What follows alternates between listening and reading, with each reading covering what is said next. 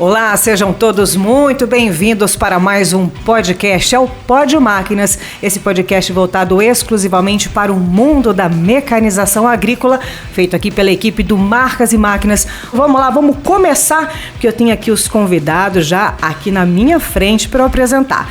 E eu começo aqui com o João Rebeck, ele que reside nos Estados Unidos desde 2017. Então ele tem essa visão ampliada também sobre o agronegócio de uma forma internacional.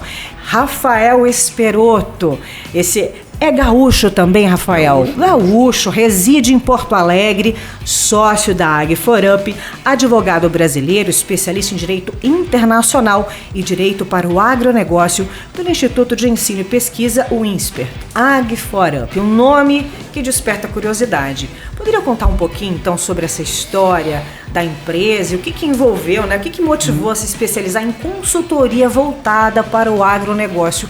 De onde veio essa grande ideia? A Ag4Up, na verdade, ela nasceu para resolver um problema que nós enfrentamos na nossa vida, né? Eu, como executivo, né? Fiquei 30 anos como executivo de multinacionais, né? Conheci vocês ali quando eu estava na New Holland, mas antes eu tinha ficado 11 anos na John Deere e os últimos 11 anos eu fiquei na Vale, né? 8 morando nos Estados Unidos. E qual que era o problema que a gente sempre enfrentava, né? A vida de uma empresa é baseada em decisões diárias sobre investimentos. Essa é a vida do empresário, né? Seja uma revenda de máquinas ou seja uma multinacional americana. E muitas vezes eu precisava tomar decisões, precisava estruturar estudos e eu não tinha informações. Não tinha informações que me serviam na tomada de decisão. Então foi ali que eu comecei a falar, existe um gap aqui. De uma dor nasceu uma ideia. Exato. Uma oportunidade. Foi exatamente isso. Eu tenho bastante tempo advogando para empresas do agronegócio e tendo uma correlação e uma troca constante de informações, geralmente com as pessoas que estão na liderança, por uma questão estratégica de atuação como advogado. E as nossas conversas, elas sempre foram de ombrear as decisões por uma ótica técnica, por uma ótica institucional, por uma técnica de administração do negócio. E eu comecei a perceber, e essas nossas conversas eram de uma troca, elas não passavam e não montava-se na cabeça uma ideia de que isso pudesse ser uma empresa como é a Ag4Up hoje.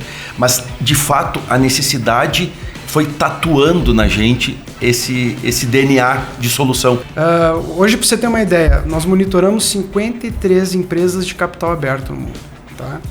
Na bolsa, 53? 53. Então, estamos falando de Bolsa de Nova York, aqui no Brasil. Então, essas empresas, elas reportam mensalmente, por as questões regulatórias, toda a parte de investimentos, ações relevantes, né? Tem essa prestação de conta mensal. Tem. Quando se fala em inteligência no agro, existe uma tendência muito forte a se pensar na produção e o que a produção gera em termos de produção, estoque, preço. Essa é uma tendência natural que 99% das pessoas que atuam com inteligência olham. O que é muito bom, funciona, ajuda a dar uma previsão. Só que a gente não pode se esquecer que existe uma economia que tomam decisões todos os dias. Essas 53 empresas que a gente monitora, o faturamento somado delas é 4 trilhões de dólares. Então, só para você ter uma ideia... Considerável, né? Não, o PIB do Brasil é 1,3. Então, eu estou falando quase 3 vezes o PIB do Brasil. Então, você não pode esquecer que se uma decisão é tomada aqui nesse universo de 4 trilhões, afeta demais uma decisão de investimento. Um exemplo simples. Hoje todo mundo fala em biológico, o novo, né? Todo mundo fala, tá? Terceira via. Tá na moda. Vamos lá. Para onde está indo, tá? Para você saber para onde está indo, você tem que ver quem lá fora está falando. E onde é que você vai ver isso? Além de seminário, se você vai num seminário com o senhor, ele vai falar o que ele pode falar. Agora, o que ele fala para quem investe nele? O que ele está falando, para onde ele está indo? Quais os países importantes para ele? Onde é que está indo o dinheiro? Todos os CEOs, eles têm regras de alocação de capital. Eles não podem sair botando dinheiro em qualquer lugar. Verdade. Então, é nesse ponto que a gente atua. Então, é nesse ponto que a gente o interessante que a gente começou a perceber é que o dinheiro ele tem traços, ele tem caminhos e ele vai, através dessas decisões, construindo ou novos mercados ou fortalecendo mercados que estão acontecendo. E essa tradução, complementando até, João, a gente não pensa muito se outras empresas ou outros profissionais fazem isso. A gente simplesmente entendeu da nossa experiência que quais são as decisões que, se nós estivéssemos naquele local, as informações que nós precisaríamos ter para esse direcionamento. Então, o que a gente está tentando fazer, e eu usaria uma palavra, é uma tradução, não porque a língua não seja entendida, mas é uma tradução vocacionada. Então, com essas informações, o que a gente tenta criar é a desmistificação através de uma tradução e um vocacionamento de números para as tendências que o mercado está tomando, e nós também fazemos essa conversa. A nossa intenção é que haja essa desmistificação, como eu disse, através de números e decisões fundamentadas. Esse é o nosso trabalho. O que nós estamos tentando é fazer que o instrumento de raciocínio seja fundamentado em dados. Isso é uma matriz que não é reensinar, porque parece que você está dizendo, não, nós fizemos diferente, nós damos novas ideias. Não. Assim, simplesmente nós só entendemos que existe um emaranhado de informações distribuídas. Inclusive, a gente vai sair daqui para falar com bastante tecnologia, uma coisa que nos deixa bastante incentivados, que assim, nós estamos tentando consolidar dados e tornar fácil o acesso para a tomada de decisão, ou a mínima decisão ser instrumentada pelo máximo de dados. Então não é ficar dizendo para as pessoas, a gente quer passar essa mensagem, que nós somos aqui disruptivos e sabemos todas as informações, mas a questão é justamente esse procedimento que o João falou, e a gente tem usado nessa discussão, quanto você mais tiver informações que são de fácil percepção, não sejam antipáticas a uma discussão meritória de quanto eu conheço versus o que você conhece, se você tem dados que começam a te ajudar a recriar a reflexão, ela vai ter reflexo financeiro.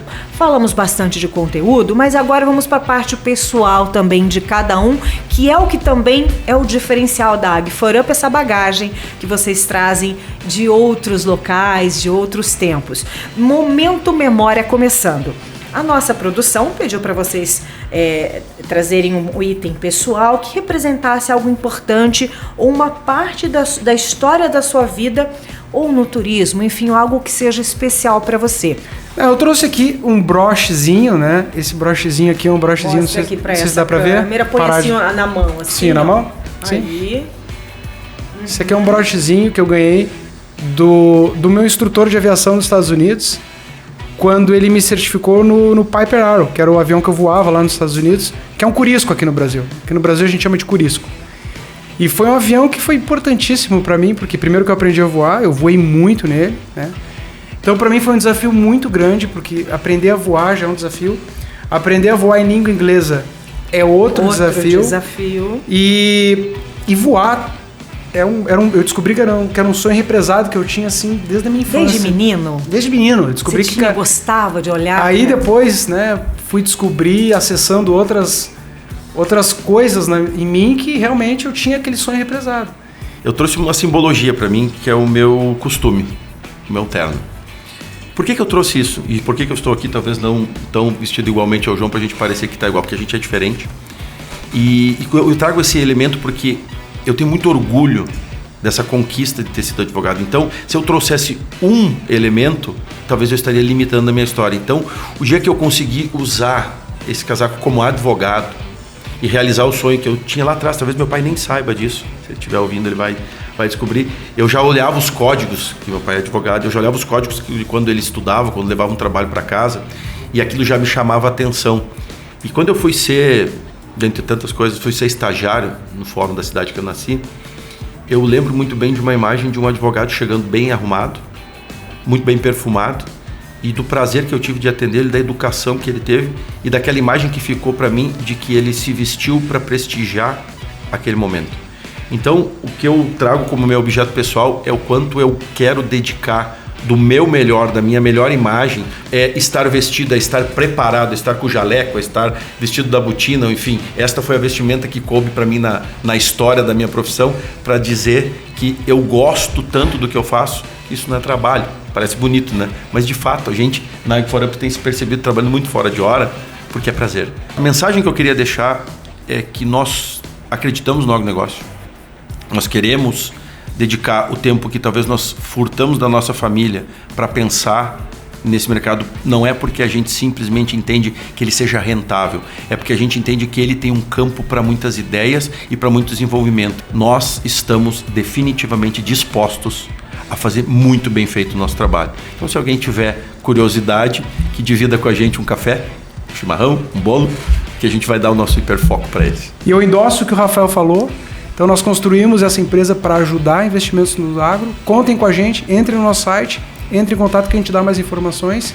E muito obrigado de novo pela oportunidade. Obrigado. Até o próximo, obrigado. gente. Tchau, tchau. Tchau, tchau.